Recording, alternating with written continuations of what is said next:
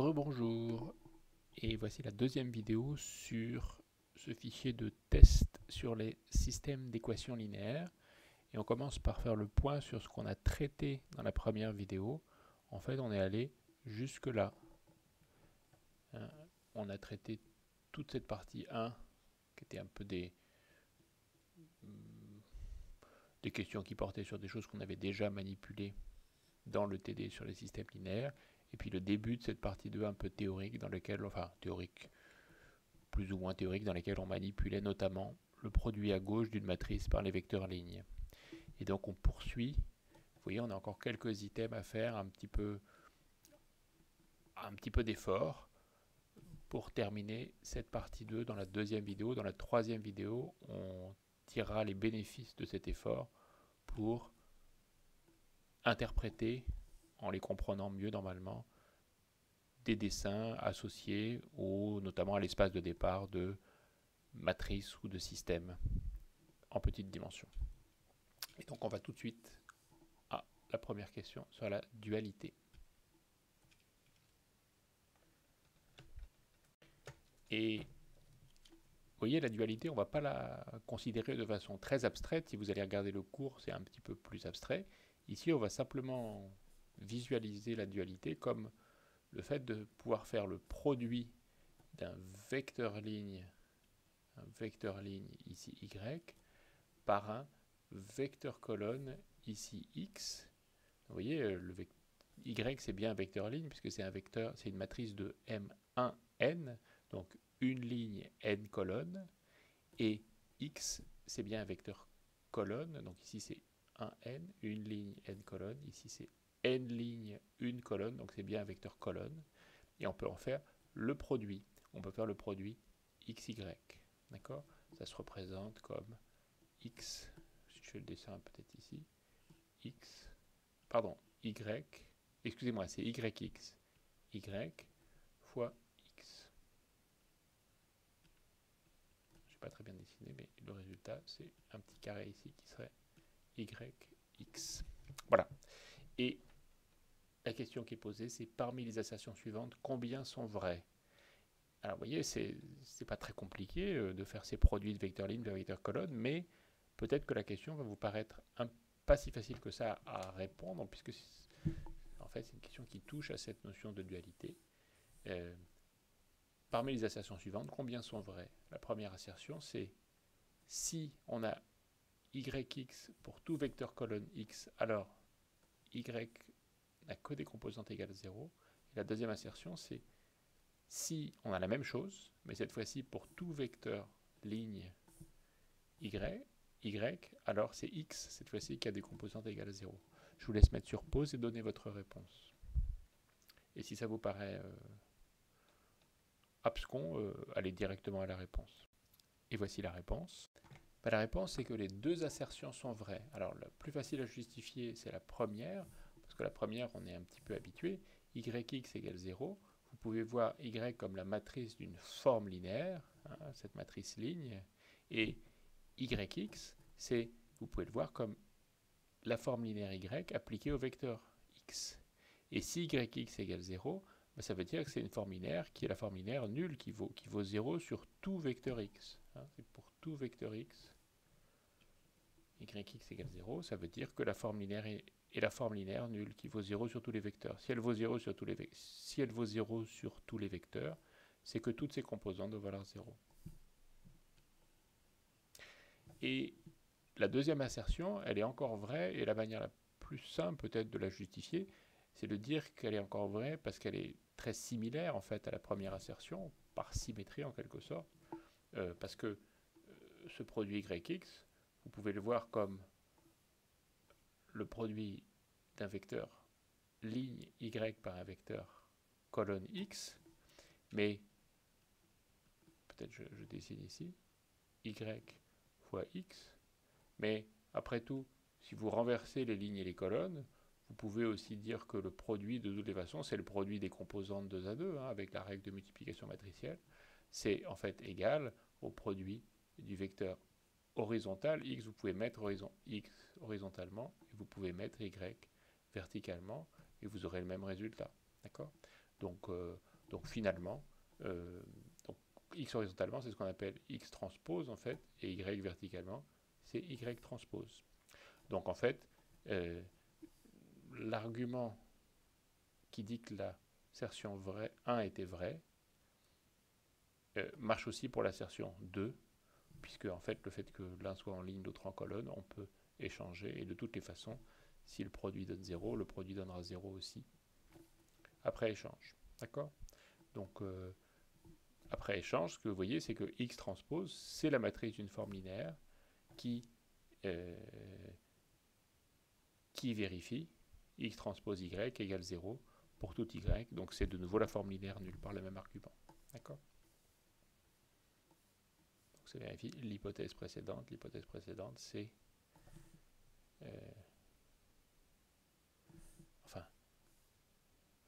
l'hypothèse précédente, c'est que c'est une forme linéaire qui est la forme linéaire nulle, quoi.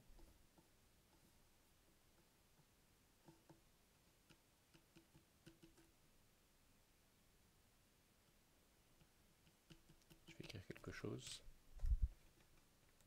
Voilà. Ce qui est important de comprendre ici, la raison d'être de cette question, c'est de comprendre le côté symétrique que jouent les lignes et les colonnes, les lignes par rapport aux colonnes. Et que donc, les deux assertions, elles ont un côté très symétrique. Et à cause de cette symétrie, en quelque sorte, elles sont toutes les deux vraies. On passe à la question suivante. Alors, la question précédente, ça nous a permis de commencer à nous familiariser avec ces produits de lignes par des colonnes ou de lignes par de vecteurs lignes par des vecteurs colonnes qui donnent 0. Et c'est ça qui va... C'est ce genre de... C'est ce genre d'équation de vecteur ligne multiplié par un vecteur colonne qui donne 0 qui va nous amener au théorème fondamental de l'algèbre linéaire. Et en fait,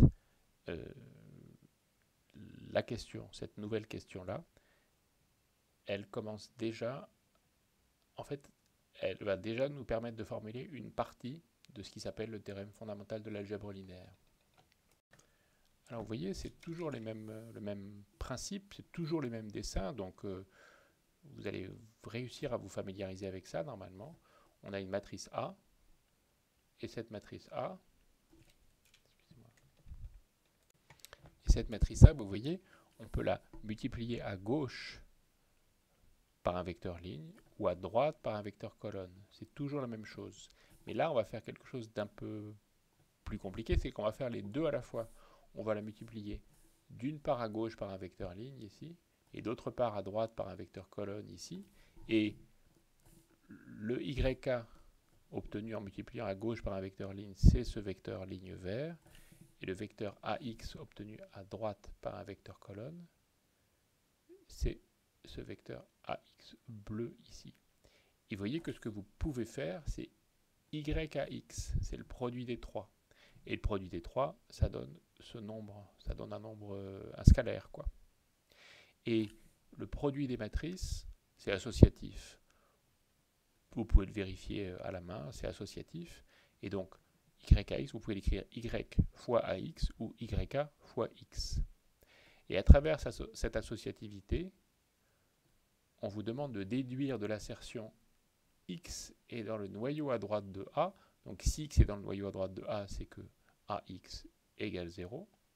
De l'assertion AX égale 0, on vous demande de déduire au choix une des 4 assertions ci-dessous. Je vous laisse mettre sur pause et donner votre réponse. Et votre réponse, si vous la trouvez, vous aurez trouvé déjà une partie du théorème fondamental de l'algèbre linéaire. Au passage, je précise juste, le noyau à droite de A, c'est le noyau classique, hein, c'est Ker de A. Hein. C'est ce que depuis le début, on a appelé Ker de A. C'est le noyau qu'on connaît. Je vous laisse mettre sur pause et donner votre réponse. Et voici la réponse. Excusez-moi, avant de vous demander de donner la réponse, il faut que je donne encore une explication. Dans les 4 assertions proposées, il y a cette notion de orthogonale. Alors orthogonale, c'est pas orthogonal au sens du produit scalaire usuel, encore que, hein, ça ressemble, mais c'est orthogonal au sens de ce produit d'un vecteur ligne par un vecteur colonne. Hein, on va dire que x est orthogonal, x qui est un vecteur colonne, est orthogonal à l'espace des lignes de A, par exemple, si c'est pour la réponse 1, si x est orthogonal à tous les vecteurs lignes qui sont dans l'espace des lignes de A, au sens où le produit de x par ces vecteurs lignes donne 0. Hein, c'est orthogonal au sens produit d'un vecteur ligne par un vecteur colonne. Pareil pour les 4 assertions. Alors maintenant, je vous laisse donner pour de vrai votre réponse. Et voici la réponse.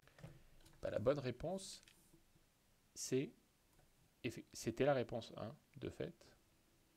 Pourquoi? Parce que si x est dans le noyau à droite de A, c'est que ax égale 0.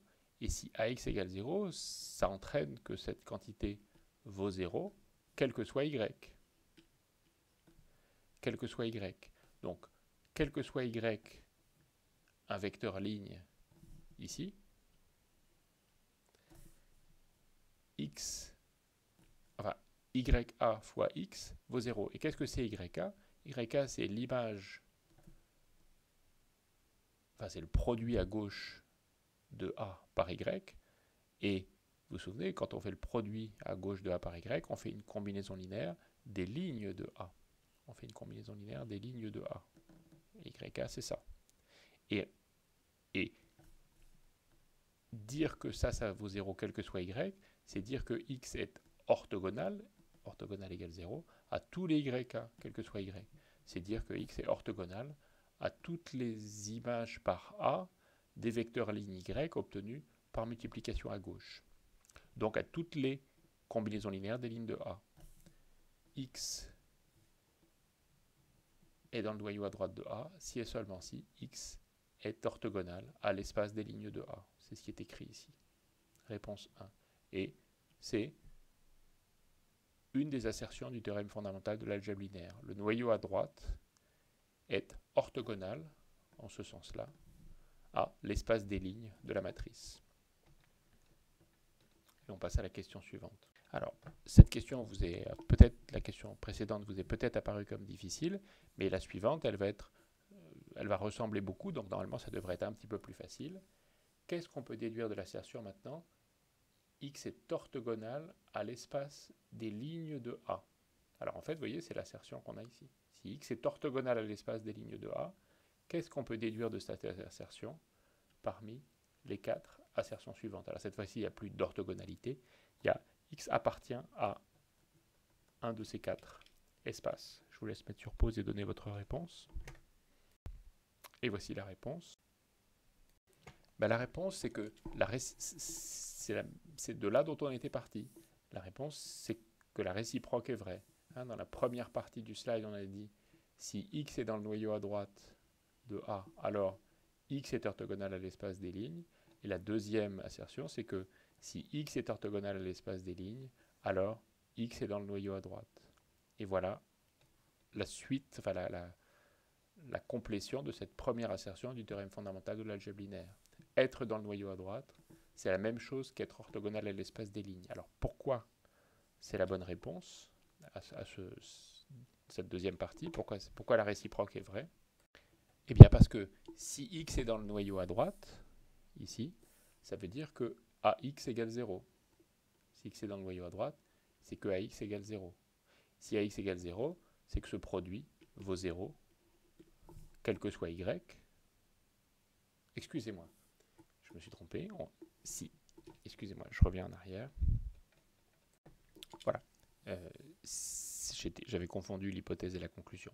Si x est orthogonal à l'espace des lignes de A, ça veut bien dire que x ici est orthogonal à toutes les YK, parce que tous les YK, ils vivent dans l'espace des lignes de A. Donc, dire que x est orthogonal à l'espace des lignes de A, c'est dire à nouveau que ce produit vaut 0. Mais si ce produit vaut 0, c'est dire que ce produit, vu aussi de cette manière-là, par associativité, vaut tout le temps 0. C'est dire que quel que soit y, ce vecteur-là, fois y, vaut 0. Et si vous revenez au slide d'avant, un vecteur colonne qui vaut 0 quand on le multiplie par n'importe quel vecteur ligne, c'est un vecteur colonne qui doit valoir 0 d'après la question du slide précédent. Hein, c'était la question du slide précédent, la deuxième assertion. Si le vecteur colonne vaut 0 quand on le multiplie par n'importe quel vecteur ligne, c'est que le vecteur colonne, enfin si le produit du vecteur colonne par n'importe quel vecteur ligne vaut 0, c'est que le vecteur colonne vaut lui-même 0. D'accord? Donc conclusion, AX égale 0. Donc X est dans le noyau à droite de A. Et on passe à la question suivante. Et en fait, on va faire la deuxième partie de ce théorème fondamental de l'algèbre linéaire. Et vous voyez, ça ressemble beaucoup au slide précédent, mais cette fois-ci, on ne part plus de l'hypothèse X est dans le noyau à droite de A, on part de l'hypothèse Y est dans le noyau à gauche de A. Si Y est dans le noyau à gauche de A, c'est que le produit YK est égal à 0. Si le produit YK égale 0, ça entraîne que ce produit par X vaudra 0, quel que soit X. Question, qu'est-ce que vous pouvez en déduire parmi les 4 assertions? Je vous laisse mettre sur pause et donner votre réponse. Et voici la réponse. Ben, la réponse, c'est que Y est orthogonal à l'espace des colonnes de A, donc c'est la réponse 2. Pourquoi ça? Ben parce que d'après l'hypothèse, ce produit, en partant de l'expression de droite, vaut 0, donc il vaut aussi 0 en partant de l'expression de gauche. Et à gauche, ça veut dire que Y, c'est un vecteur ligne qui, multiplié par n'importe quel vecteur AX, vaut 0. Et n'importe quel vecteur AX, c'est quoi? C'est tous les vecteurs de l'image de A. Donc, la conclusion, c'est qu'Y est orthogonal à l'image de A, l'espace des colonnes de A. Réponse 2. Et on passe à la question suivante. Et la question suivante, on se pose la question de la validité de la réciproque. Si Y est orthogonal à l'espace des colonnes de A, donc on part de la conclusion, qu'est-ce qu'on peut en déduire? Alors, si Y est orthogonal à l'espace des colonnes de A, ça veut dire que ce produit-là, de nouveau, vaut 0, et il vaut de nouveau 0, quel que soit X. Qu'est-ce qu'on peut en déduire du point de vue de l'appartenance à Y parmi les 4 assertions? Je vous laisse mettre sur pause et donner votre réponse. Et voici la réponse. Alors là, probablement que vous aviez deviné un peu la réponse. La réponse, c'est qu'à nouveau, la réciproque est vraie. Donc, vous voyez, on était parti de Y est dans le noyau à gauche de A. On en avait déduit que Y est orthogonal à l'espace des colonnes de A. Y est dans le noyau à gauche de A entraîne, ce produit vaut 0, entraîne Y est orthogonal à l'espace des colonnes de A. Réciproquement, si Y est orthogonal à l'espace des colonnes de A, ce produit vaut 0 pour tout X. Et à ce moment-là, on en déduit que si ce produit vaut 0 pour tout X, ça entraîne que le vecteur YK doit valoir 0. C'est aussi ce qu'on avait vu 2 slides précédemment. Donc Y est dans le noyau à gauche de A, la conclusion. Autrement dit, la réciproque est vraie. Donc on a la deuxième partie, en fait, on vient de démontrer, en fait, la deuxième partie du théorème fondamental de l'algèbre linéaire, c'est que le noyau à gauche, c'est exactement les vecteurs lignes qui sont orthogonaux à l'espace des colonnes de A. Et on passe à la question suivante. Alors, ici, vous avez une image. En fait, cette image, c'est la couverture d'un livre très utilisé dans l'enseignement américain pour l'enseignement de l'algèbre linéaire. Je vais aller au cours pour vous montrer où l'image se trouve dans le cours. Voilà. Alors, vous voyez, dans le cours, ça se trouve page 64, slide 64. Mais là, je vais revenir au test parce que sinon, tout est expliqué dans le cours. Donc, je reviens au test. Voilà. Donc, dans le test, c'est une image, c'est un dessin un peu symbolique dans lequel vous avez dessiné en fait les 4 espaces fondamentaux du théorème fondamental de l'algèbre linéaire qui sont le noyau à gauche, le noyau à droite, l'espace des lignes et l'espace des colonnes. Et les 4 questions, ça va être de dire quelle couleur correspond à quel espace. Et on commence par le noyau à gauche. De quelle couleur est le noyau à gauche? Je vous laisse mettre sur pause et donner votre réponse. Et voici la réponse. La réponse c'est bleu. Et pour le justifier, on peut essayer d'interpréter cette figure. Vous voyez, cette figure, vous avez A va de gauche à droite, hein, la matrice A va de gauche à droite, et qu'est-ce que c'est l'espace vert? L'espace vert, manifestement, c'est ker de A, hein, parce que c'est les vecteurs Z qui sont envoyés sur le vecteur nul à l'arrivée. D'accord? Donc l'espace vert, c'est les Z qui sont envoyés sur le vecteur nul. Et puis, qu'est-ce que c'est l'image de A? L'image de A, c'est manifestement cet espace-là, image de A, parce que c'est les B, et le vecteur B ici, qui sont atteints par A. Ils sont atteints par un X ici, AX égale B. Et puis, si on se décale dans la direction du noyau de A, on est encore envoyé, on arrive sur un Y, et X et Y ont la même image. Vous voyez, X et Y diffèrent par un vecteur du noyau. Ils ont la même image, B, par A. Donc, on a identifié le noyau, on a identifié l'image. Et la question qui nous était posée, c'est de quelle couleur est le noyau à gauche? Eh bien, le noyau à gauche, si vous vous souvenez de ce qu'on avait dit dans le slide précédent, le noyau à gauche, c'était quelque chose qui était orthogonal à l'image de A. Et orthogonal à l'image de A, alors c'était au sens produit d'un vecteur ligne par un vecteur colonne, mais dans le livre ici, on est en fait sur R, donc les vecteurs lignes, on va les voir comme, c'est des formes linéaires, mais on peut les voir comme les vecteurs gradients de ces formes linéaires, on les transpose en les transformant en vecteurs colonnes. Et à ce moment-là, si le produit, l'orthogonalité, ça devient l'orthogonalité au sens du produit scalaire usuel.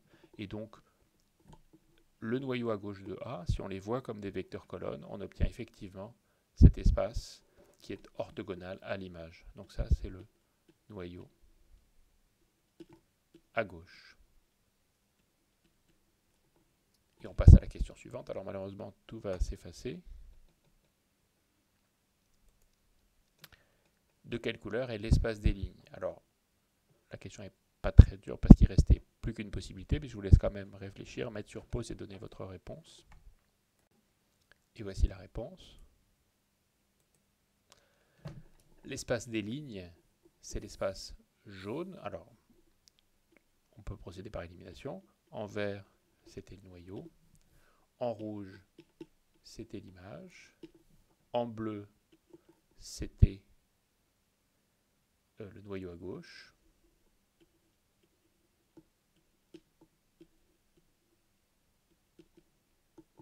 Le ker, c'était le noyau à droite. Hein.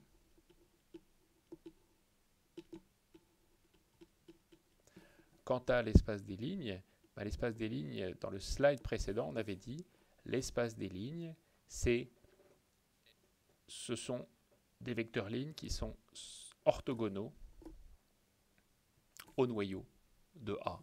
Donc ici, vous avez cette orthogonalité qu'on a aussi ici entre l'image de A et le noyau à gauche. On l'a aussi entre le noyau à droite. L'image, c'est l'espace des colonnes. Espace des colonnes. On l'a aussi entre le noyau à droite et l'espace des lignes.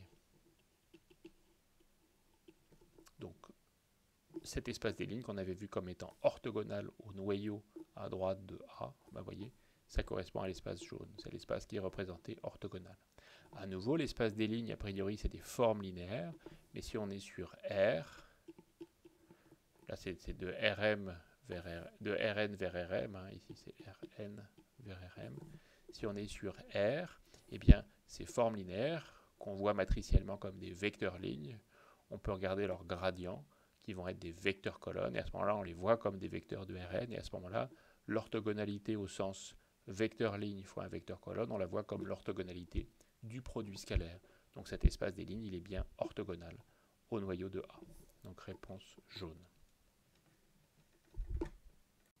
Et on passe à la question suivante. Et là, on a de nouveau une figure à interpréter, une figure dans laquelle on a à nouveau représenté ces 4 espaces fondamentaux qui interviennent dans le théorème de l'algèbre linéaire. L'espace des lignes,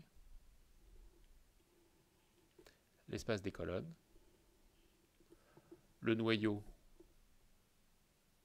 à droite, le noyau tout court, mais le noyau à droite, et le noyau à gauche. Et vous voyez les relations d'orthogonalité qu'on a vues. À nouveau, on est dans Rn. Au départ, Rm à l'arrivée, donc on est sur R, on n'est pas sur C. Et comme on est sur R, eh bien c'est assez facile de considérer à la place des vecteurs lignes, qui sont des formes linéaires, leurs vecteurs gradients, qui sont des vecteurs. Et à ce moment-là, on a une vraie orthogonalité au sens du produit scalaire entre ces espaces, à la fois au départ et à l'arrivée. On en vient à la question. Pour que le système B admette toujours, pour tout B, au moins une solution, quel sous-espace doit être réduit au vecteur nul? L'espace des lignes, l'espace des colonnes, le noyau à gauche, le noyau à droite. Je vous laisse mettre sur pause et donner votre réponse. Et voici la réponse. La réponse, c'est le noyau à gauche, c'est-à-dire celui-là. Effectivement, pour que le système admette toujours, pour tout B, au moins une solution, qu'est-ce qu'il faut? Il faut que A soit surjective. Il faut que A soit surjective. Et dire que A soit surjective, ça veut dire que le column space doit être égal à Rm. Pour qu'il soit égal à Rm, il faut qu'il n'y ait pas de left null space. Il faut qu'il n'y ait pas de noyau à gauche. Et on passe à la question suivante. Et c'est une question sur à partir de la même représentation, à nouveau de ces 4 espaces fondamentaux. Cette fois-ci, on se demande quel sous-espace doit être réduit au vecteur nul, non pas pour que le système admette au moins une solution, mais pour que le système admette au plus une solution, lequel doit être réduit au vecteur nul parmi les 4 espaces les mêmes que précédemment. Je vous laisse mettre sur pause et donner votre réponse. Et voici la réponse. La réponse, c'est le noyau à droite, donc c'est cet espace-là, qui doit être réduit au vecteur nul. Et là, c'est une réponse c'est quelque chose qu'on avait déjà vu dans un slide précédent et que vous savez depuis longtemps. C'est que l'espace des solutions, c'est un sous-espace affine, parallèle au noyau. Donc pour qu'on ait au plus une solution, il faut que le noyau, mais le noyau à droite, le noyau classique, soit réduit au vecteur nul. Donc réponse 4. Et on passe à la question suivante. Alors, vous voyez, sur cette question, on a de nouveau représenté avec la même code de représentation ces 4 espaces fondamentaux au départ, à l'arrivée.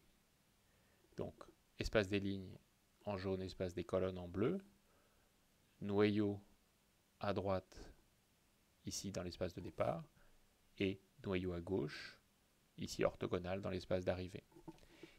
Et sur ce dessin, vous avez des cas particuliers sur le nombre de solutions au système d'équations. Et la question qui est posée, c'est à quelle ligne entre 1 et 4, 1, 2, 3, 4, correspond le cas où M, alors M c'est la dimension à l'arrivée, est strictement plus grand que R, et N, la dimension au départ, est égale à R. R c'est le rang de la matrice. Donc le cas où la dimension à l'arrivée est strictement plus grand que le rang, et la dimension au départ est égale au rang. Auquel de ces 4 dessins ça correspond? Je vous laisse mettre sur pause et donner votre réponse. Et voici la réponse. C'est la réponse 3, donc c'est ce cas-là. Parce que effectivement, si la dimension à l'arrivée est strictement plus grande que le rang c'est la dimension de l'image, ça veut dire que l'image n'envahit pas tout l'espace d'arrivée. En revanche, la dimension de l'espace de départ est égale au rang. Et ça veut dire que si la dimension de l'espace de départ est égale au rang, souvenez-vous, théorème du rang, la codimension du noyau, c'est le rang. La codimension du noyau dans l'espace de départ. Donc si l'espace de départ est le rang, c'est que la dimension du noyau vaut 0. Ça entraîne dimension de ker de A, le noyau à droite, égale 0. Donc, ça veut dire que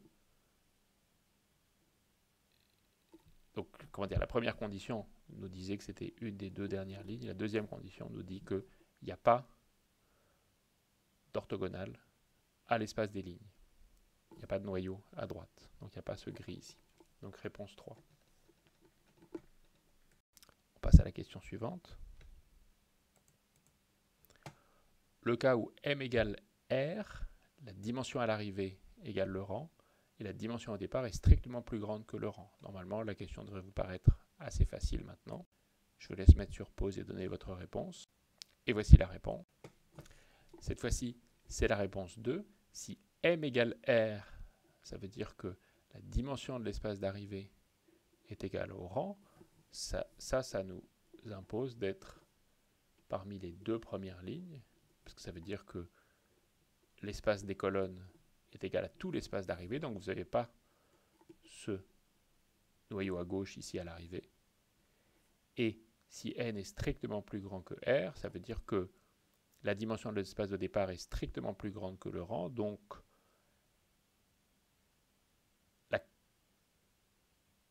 le noyau, il a une dimension n-r qui n'est pas réduite à 0, donc vous avez du noyau. Donc c'est la réponse 2. Vous avez du noyau au départ. Donc c'est la réponse 2. Question suivante. Le cas où m est strictement plus grand que r, donc la dimension à l'arrivée et la dimension au départ sont toutes les deux plus grandes que le rang. Je vous laisse mettre sur pause, donner votre réponse. Et voici la réponse. Bon, sans surprise, c'est la réponse 4. Hein. Cette fois-ci, à la fois, le rang est plus petit que la dimension à l'arrivée, donc vous n'envahissez pas tout l'espace d'arrivée avec l'espace des colonnes. Et aussi, le rang est strictement plus grand, est strictement plus petit que la dimension au départ. Donc vous avez du noyau, autrement dit, l'espace des lignes n'envahit pas tout l'espace de départ. Vous avez un peu de noyau à droite. Donc réponse 4. Question suivante. Le cas où le système admet toujours, quel que soit le second membre, une infinité de solutions. Je vous laisse mettre sur pause et donner votre réponse. Et voici la réponse. C'est la réponse 2, bien sûr. Pour qu'il y ait toujours une solution, il faut que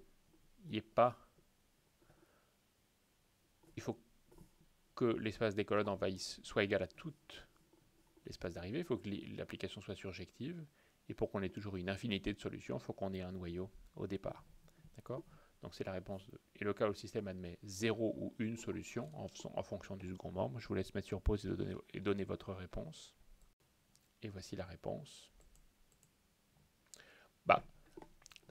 Ça se voyait un petit peu. Hein. Pour qu'il y ait 0 ou une solution, il faut qu'il n'y ait pas de noyau à droite, pas de noyau dans l'espace de départ. Et pour qu'il puisse y avoir 0 solution, il faut que l'image ne soit pas tout à l'arrivée. Donc ça nous sélectionne la réponse 3. Et on a fini pour ce slide. On passe à la question suivante. Alors ici, vous avez ce dessin qui figure dans les notes de cours. Je vais aller au cours pour vous montrer où ça se trouve. Alors, voilà où ça se trouve dans les notes de cours. C'est assez loin dans les notes de cours puisque c'est le cas réel. Vous voyez ici, c'est pas K égale R ou C, on est sur des espaces vectoriels réels. Donc la définition 21, c'est les 4 espaces fondamentaux, noyau à droite, espace des colonnes, espace des lignes, noyau à gauche. Mais dans le cas réel, et le théorème 4, c'est le théorème fondamental de l'algèbre linéaire, mais il y a plusieurs versions. Et là, c'est le cas réel, c'est-à-dire le cas dans lequel les vecteurs lignes, qui sont des formes linéaires, on les représente comme le vecteur gradient, donc on les représente comme des vecteurs dans l'espace. Et donc ce dessin-là illustre le théorème fondamental de l'algèbre linéaire et les orthogonalités qu'on avait vues dans un des tests d'orthogonalité entre le noyau, l'espace des lignes, l'espace des colonnes, etc. Alors on revient au test. Et voilà la question du test. Quel sous-espace parmi ceux représentés est appelé le noyau à gauche d'une matrice? Est-ce que c'est, voilà, parmi les 4 options? Je vous laisse mettre sur pause et donner votre réponse. Et voici la réponse.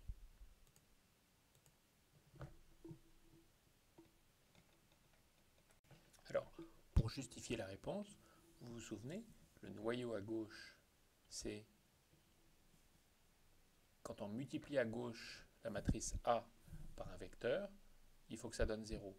Mais multiplier à gauche la matrice A par un vecteur, c'est comme multiplier à droite la matrice A transpose par un vecteur. Donc le noyau à gauche, c'est le caire de la matrice A transpose. C'est cet espace-là. C'est ça le noyau à gauche. D'accord ? Et ce caire de la matrice A transpose, ce noyau à gauche, on sait aussi qu'il est orthogonal à l'image de A. Ça, c'est ce qu'on a vu dans les slides précédents. Hein? Et donc, la bonne réponse, c'est l'orthogonale de l'image de A, qui est cet espace-là. Ici, vous avez im de A, et l'orthogonale de l'image de A, c'est le noyau de A transpose. Et c'est ce qu'on appelle le noyau à gauche. C'est le noyau à gauche pour A, ou le noyau à droite pour A transpose. On passe à la question suivante. Pardon. J'espère que vous n'avez pas eu le temps de voir la réponse, cette fausse manœuvre. Et c'est une question de même nature. Parmi les espaces représentés ci-dessus, lequel est appelé l'espace des lignes d'une matrice A? 4 options possibles. En fait, c'est les mêmes options. Je vous laisse mettre sur pause et donner votre réponse. Et voici la réponse. L'espace des lignes, vous le voyez ici. Hein, ça, c'est les lignes de la matrice. Ils sont représentés par ces vecteurs V ici. Et ce qu'on avait vu précédemment, et ce que nous dit le théorème fondamental de l'algèbre linéaire, on l'avait vu dans les tests précédents, c'est que l'espace des lignes est orthogonal au noyau à droite de A. Donc l'espace des lignes, c'est bien l'orthogonale du noyau normal, le noyau à droite de A. Réponse 2. Donc si vous comprenez, ce schéma, c'est la version du théorème fondamental de l'algèbre linéaire, mais dans R, et dans R, le théorème est d'une certaine manière un peu plus simple, puisque les vecteurs lignes, on les transforme en vecteurs colonnes, c'est-à-dire qu'on remplace les formes linéaires, juste en les transposant, quoi. On les représente par leur vecteur gradient. On passe à la question suivante. Et là, c'est un vrai ou faux. Est-ce que, vrai ou faux, l'application linéaire associée à une matrice A, donc la transformation de gauche à droite, est-ce qu'elle définit une bijection de ce qu'on appelle la coimage? La coimage, c'est juste un mot pour dire l'espace des lignes. Donc c'est cet espace-là, l'espace des lignes. Est-ce que l'application A définit une bijection entre cet espace des lignes et l'image? L'image, c'est l'espace des colonnes, c'est cet espace-là. Vrai ou faux? Je vous laisse mettre sur pause et donner votre réponse. Et voici la réponse. Alors, c'est vrai, dans le slide, il y a écrit « voir note de cours », mais en fait, on peut le justifier peut-être sans... On va juste après aller regarder où c'est dans les notes de cours, mais là, on peut le justifier assez simplement.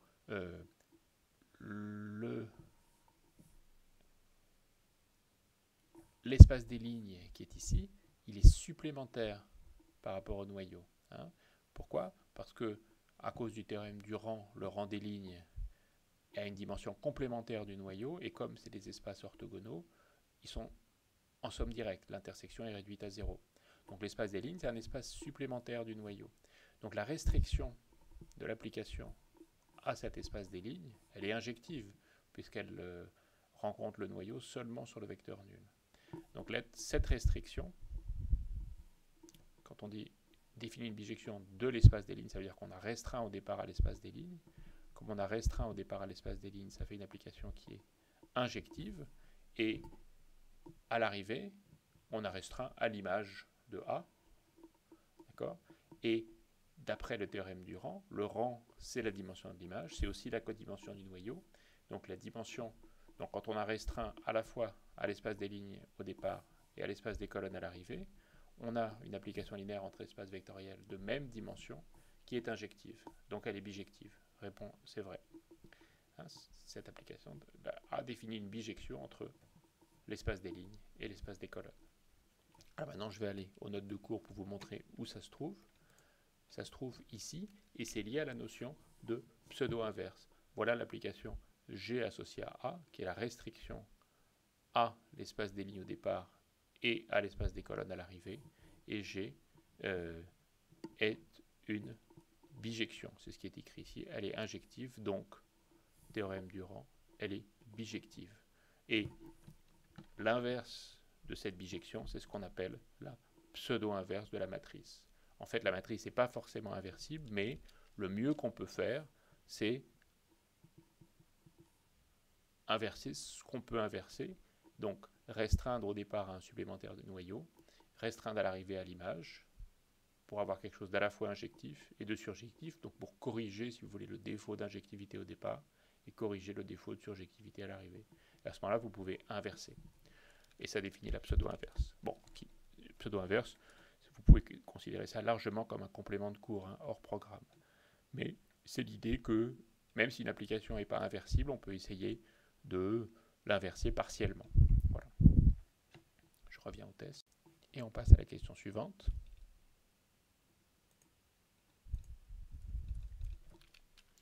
Et on a presque terminé sur cette partie.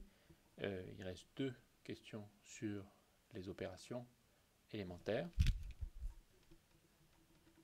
On commence avec les opérations élémentaires sur les lignes et puis on fera ensuite sur les colonnes. Quand on effectue les opérations élémentaires sur les lignes d'une matrice, qu'est-ce que c'est les opérations élémentaires? C'est échanger 2 lignes, multiplier une ligne par un scalaire non nul ou ajouter à une ligne un multiple scalaire d'une autre ligne. Quand on les effectue, combien d'éléments parmi les suivants sont-ils préservés parmi les 5 options? Je vous laisse mettre sur pause et donner votre réponse. Là, c'est une question un peu de synthèse, mais une question aussi qui se rapproche plus des choses qu'on a faites. Donc une question moins ambitieuse, vous devez être en mesure de répondre là. Et je donne la réponse. Et voici la réponse. Alors, quand vous faites des opérations sur les lignes, vous ne changez pas le noyau à droite. Hein. On le sait,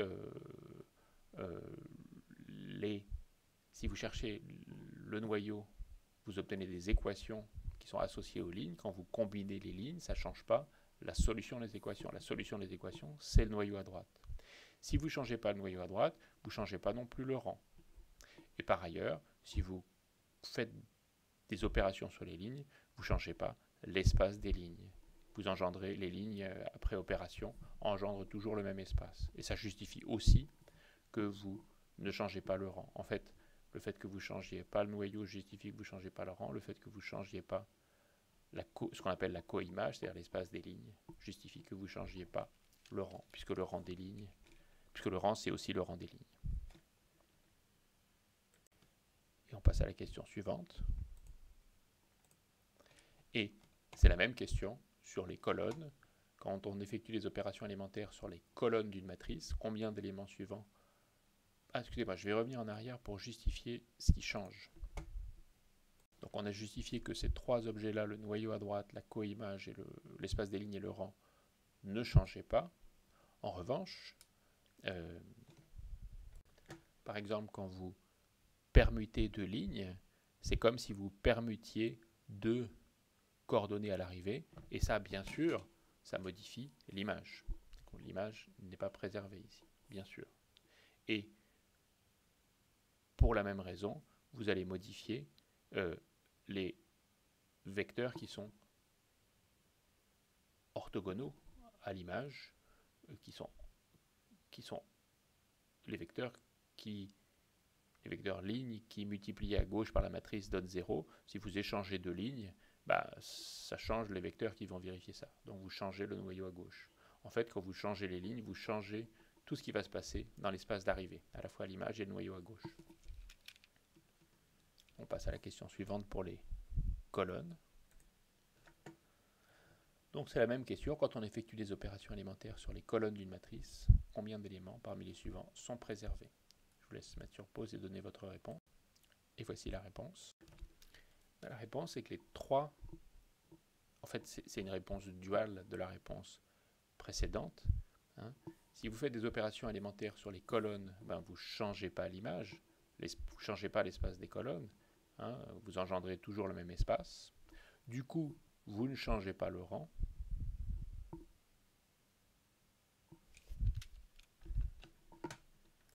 Et du coup, comme vous ne changez pas l'image, eh ben vous ne changez pas non plus le noyau à gauche, qui sont les vecteurs lignes qui s'annulent, qui sont orthogonaux à l'image. Si vous ne changez pas l'image, vous ne changez pas non plus les vecteurs lignes orthogonaux à l'image. Donc vous ne changez pas non plus le noyau à gauche. En revanche, bien sûr, parmi les opérations élémentaires sur les colonnes, par exemple, vous avez la permutation de deux colonnes. Permuter deux colonnes, bah, ça veut dire échanger deux coordonnées dans l'espace de départ. Et ça, bien sûr, ça modifie le noyau à droite. D'accord ? Et du coup, comme ça modifie le noyau à droite, ça modifie aussi l'espace des lignes. Quand vous échangez deux coordonnées, ben, vous changez le noyau à droite et vous changez l'espace des lignes qui est orthogonal au noyau à droite. Donc j'aurais dit une dernière fois en résumé, lorsque vous faites des opérations élémentaires sur les colonnes, ça ne change pas l'image, donc ça ne change pas le rang. Et comme ça ne change pas l'image, ça ne change pas non plus le noyau à gauche, puisque le noyau à gauche, c'est les vecteurs lignes qui donnent 0 quand on les multiplie par tous les vecteurs de l'image. Si vous ne changez pas de l'image, vous ne changez pas non plus le noyau à gauche. En revanche, en faisant ces opérations sur les colonnes, donc en intervertissant les colonnes, bien sûr vous changez le noyau, et comme vous changez le noyau, vous changez aussi l'espace des lignes. Ça se voit parce que si vous échangez deux colonnes, c'est comme si vous échangiez deux coordonnées dans l'espace des lignes. Bien sûr, ça modifie l'espace des lignes. Ou bien, comme ça modifie le noyau, ça modifie l'espace des lignes qui sont les formes linéaires, les vecteurs lignes qui donnent 0 quand vous les multipliez par tous les vecteurs du noyau. Et on a terminé pour cette deuxième vidéo, qui était la plus difficile de la série sur ce chapitre système d'équations linéaires. Donc bravo à ceux qui ont suivi jusque-là. Et dans la troisième vidéo, qui sera beaucoup plus facile, vous verrez que grâce à cette compréhension, en tout cas même si vous n'avez pas peut-être maîtrisé tous les détails, vous avez maintenant une meilleure compréhension de cette affaire de lignes et de colonnes et du fait qu'une matrice, on peut la faire agir par produit à droite par des colonnes et par produit à gauche sur les lignes. Ben ça va nous aider à mieux comprendre dans la dernière partie des questions beaucoup plus simples, relatives notamment à l'espace de départ d'applications linéaires ou les solutions de systèmes en petite dimension. Donc rendez-vous dans la troisième vidéo pour redescendre en difficulté et profiter du travail accompli.